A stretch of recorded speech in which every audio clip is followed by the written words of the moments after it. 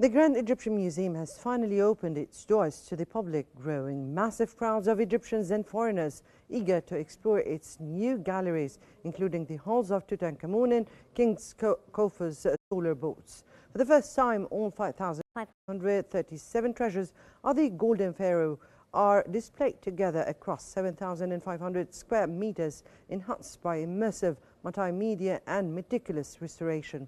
The Khufu Boats Museum presents both royal vessels side by side, a world first offering visitors an unparalleled view of ancient craftsmanship and an interactive experience watching live restoration of the second boat, symbolizing Egypt's mastery of preservation, heritage, innovation, and storytelling.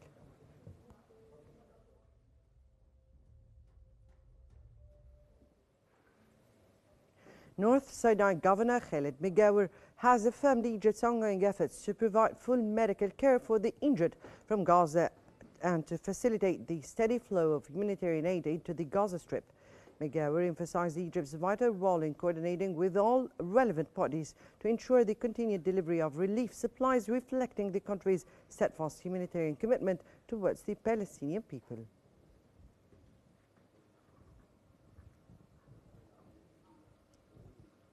Egypt has dispatched its 65th aid convoy under the Zad al-Izza provision of honor from Egypt to Gaza initiative from Rafah to Gaza via Kirm Abu Salem border crossing. The convoy carries around 8,000 tons of urgent humanitarian aid to the Gaza Strip. The convoy includes over 4,600 tons of food supplies and flour, 2,000 tons of medical and relief materials, and 1,200 tons of fuel as part of Egypt's ongoing efforts to support Gaza's civilians. Since its launch on July 27th, the Egyptian initiative has delivered over 500,000 tons of food, medical and fuel supplies, coordinated through 35,000 Red Crescent volunteers stationed at logistics centers and the Egyptian side of the Rafah border crossing, which has remained open throughout the crisis.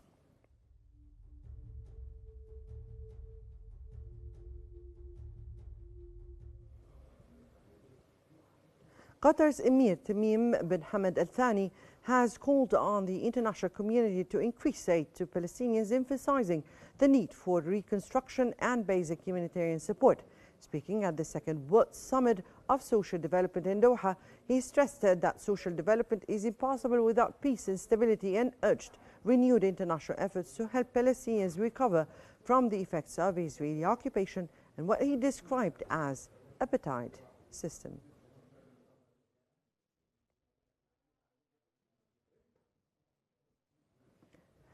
U.S. President Donald Trump has said he would restrict federal funding to New York City if Democratic candidate Zohran Mamdani wins the mayoral election.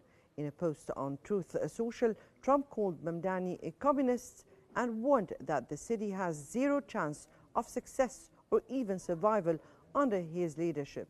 He added that federal contributions would be limited to the minimum required by law. Trump criticized Mamdani's record as an assemblyman and endorsed former Governor Andrew Cuomo running as an independent over Mamdani, while also warning that a vote for Republican Curtis Sliwa would indirectly support Mamdani. Polls indicate Mamdani is leading against both Cuomo and Sliwa in the race to become New York City's next mayor.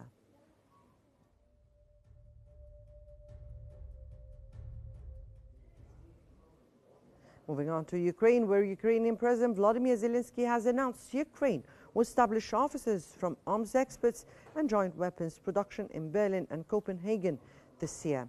Zelensky said naval drones and artillery systems are among the weapons Kiev could export, with producing reaching around 40 Bodana artillery units per month.